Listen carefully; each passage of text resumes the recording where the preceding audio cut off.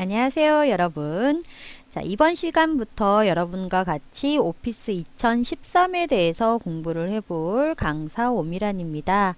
자, 이번 시간은 MS 워드부터 시작을 해서요. 엑셀과 파워포인트, 액세스, 워드 이렇게 총 4과목에 대한 오피스 사용 방법을 익혀보도록 할게요. 자, 오늘은 워드부터 시작을 해볼게요. 자, 오피스 2013은 파일로 설치를 다 하셨을 테고요.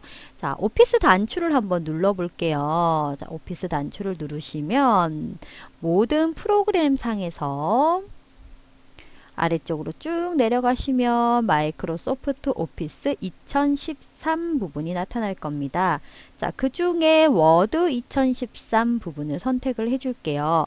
자, 윈도우 8을 깔으신 분들은 화면 자체에 오피스를 깔게 되면 자동으로 화면의 아이콘으로 다 나타나게 될 거예요. 자, 오피스 단추를 누르실 필요가 없습니다. 자, 이렇게 워드에 들어오시면 화면이 이렇게 나타나실 거예요. 자, 일반적인 우리 오피스에 대한 이전 부분과 보시면 내용이 좀 많이 확연하게 다르죠. 자, 워드에 보시면 제일 첫 부분에 내가 최근에 사용한 항목들이 나오게 될 겁니다. 자, 그래서 내가 이전에 사용했던 문서를 여실 때는 바로 클릭해서 열어주시면 되고요. 다른 위치에 있는 문서를 열고 싶어요. 그럴 때는 다른 문서 열기를 선택하셔서 이제 스카이 드라이브나 내 컴퓨터에 있는 혹은 최근에 사용한 문서를 열어서 사용을 하실 수가 있습니다. 자, 되셨죠? 자, 컴퓨터에 가시면 이제 폴더를 찾아서 가실 수 있겠죠. 바탕화면에 있는 파일 혹은 내 문서에 있는 파일을 찾아서 이렇게 열어주실 수 있습니다. 찾아보기 하시면 내가 원하는 문서를 찾아서 열어줄 수 있고요. 자, 그리고 옆쪽으로 와보시면 새로 만들기 하시면 내가 기존에 있는 문서를 새로 여는 게 아니라 처음으로 새로 만들어주겠다 하는 부분이고요. 자, 계정과 옵션 이런 여러 가지 메뉴들이 있어요. 자, 다른 것들은 다 닫혀 있죠. 자, 다시 뒤로 가볼게요. 화살표 버튼 눌러서 다시 뒤로 가주세요. 자, 가주시면 자, 여기에 나와 있는 부분이 온라인 서식 파일입니다.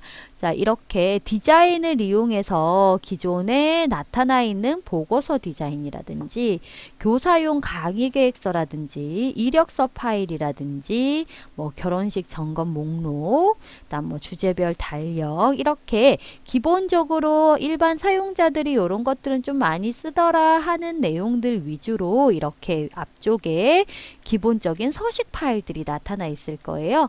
자, 열어서 한번 볼까요? 자, 강의 계획서 한번 볼게요. 자, 열어보시면 이런 식으로 나타나 있다라고 보여주는 거고요. 만들기 하시면 똑같이 만들어서 화면으로 나타나게 됩니다. 자, 이런 식으로 미리 보는 화면이 이렇게 띄워진다는 것도 알아둘게요. 자, 이렇게 이런 식으로 들어간다라는 거죠. 자, 우리 새 문서를 한번 만들어 볼게요. 자, 새 문서를 선택하시고 이렇게 새로운 문서를 만들어 봅니다. 자, 아래쪽에 보이는 화면이 A4 용지 한 장이고요. 이 한 장에 내가 문서를 어떻게 만들지 나타나는 부분이고요.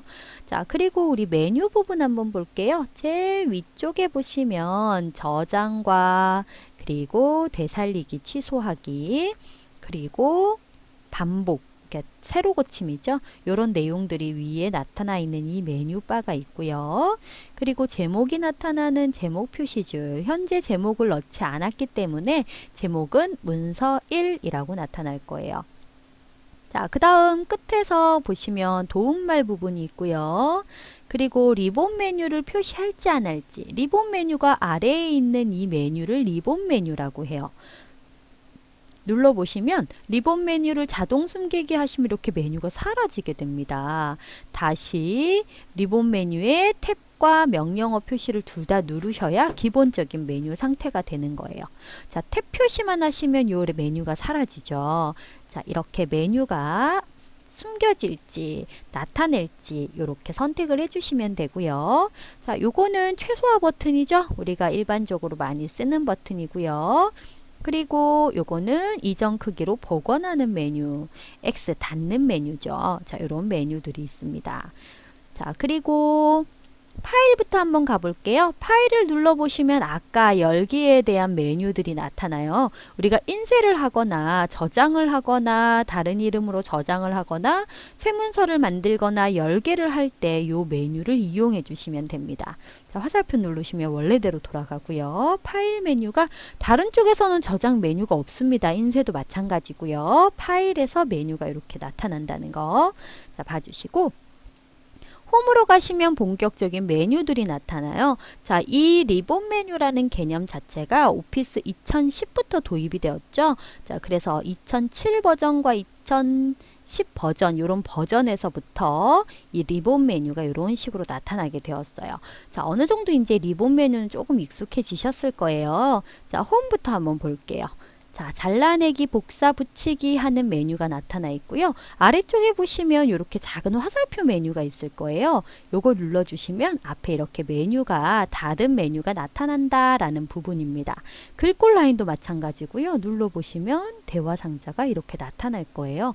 자, 이렇게 아래쪽에 화살표가 있다는 것은 더 많은 명령어가 있어서 대화 상자를 내주겠다라는 의미로 이렇게 나타나는 부분들이에요.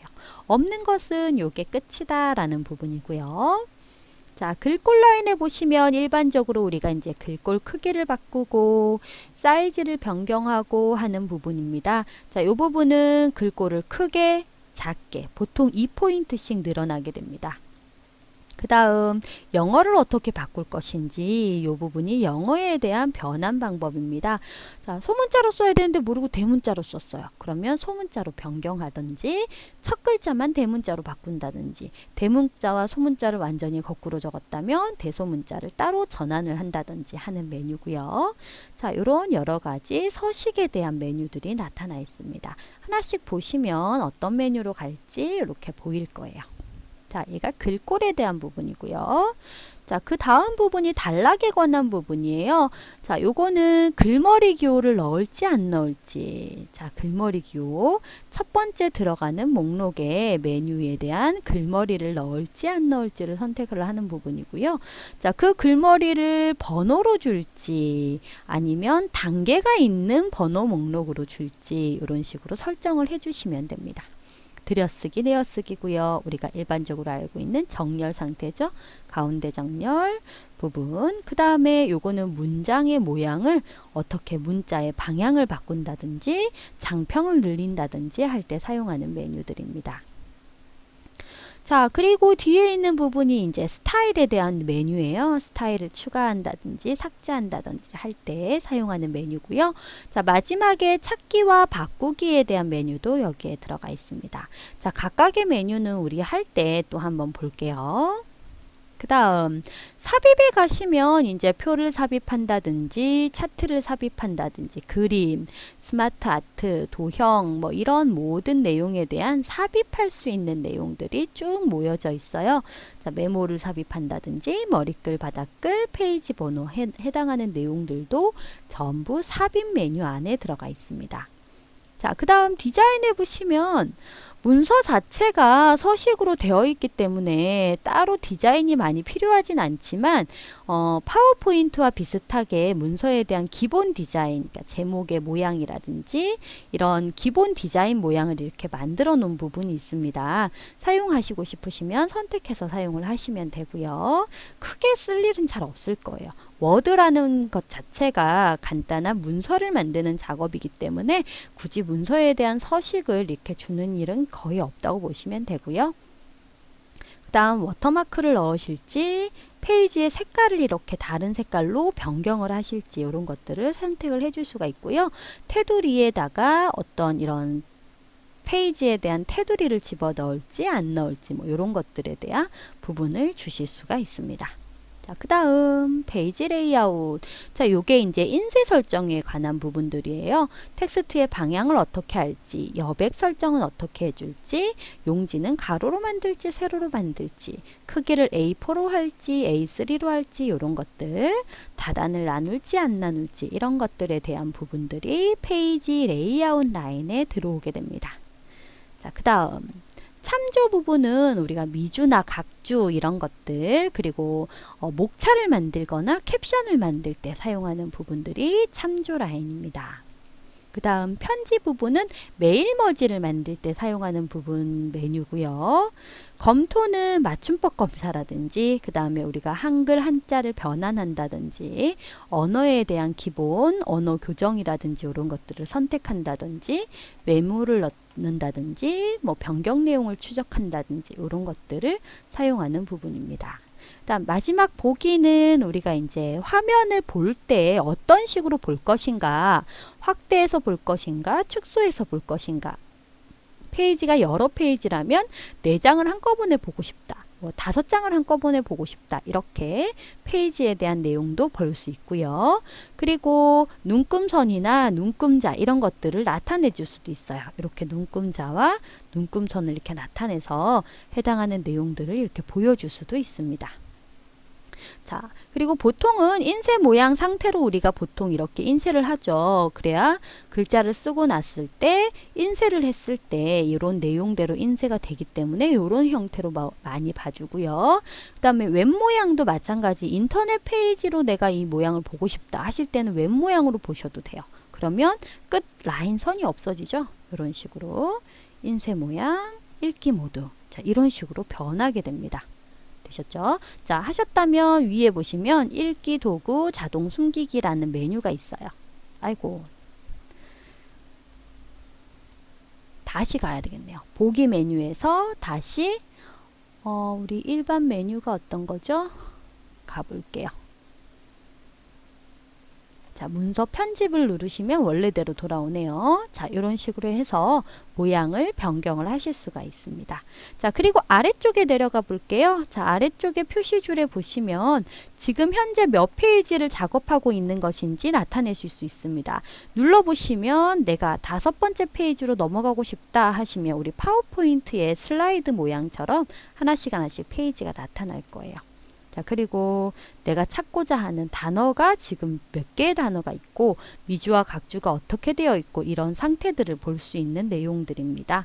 자, 그리고 지금 언어가 어떤 언어로 되어 있는지 나타나는 부분이고요.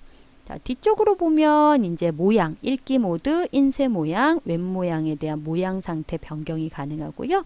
확대 축소도 가능합니다. 이렇게 확대하실 수도 있고 축소하실 수도 있고요. 이렇게 자, 이런 식으로 모양을 변경을 해 주실 수도 있고 직접 클릭해서 확대 축소의 배율을 적어 주실 수도 있습니다. 자, 이런 식으로 이제 해당하는 내용들에 대한 부분들을 쭉 봤고요. 우리 다음 시간부터는 이 내용에 대해서 이제 파일을 한번 작성을 해보고요. 저장도 해보고 그리고 삭제도 해보고 새로 만들기도 해보고 자, 전체적인 본격적인 내용은 다음 시간부터 들어가도록 할게요. 자, 일단 오늘은 화면에 대한 구성이 어떻게 바뀌었고 어떤 식으로 이루어져 있는지를 한번 살펴봤습니다. 자, 오늘은 여기까지 하고요. 다음 시간부터 우리 데이터 입력하기부터 들어가도록 할게요. 자, 수고하셨습니다.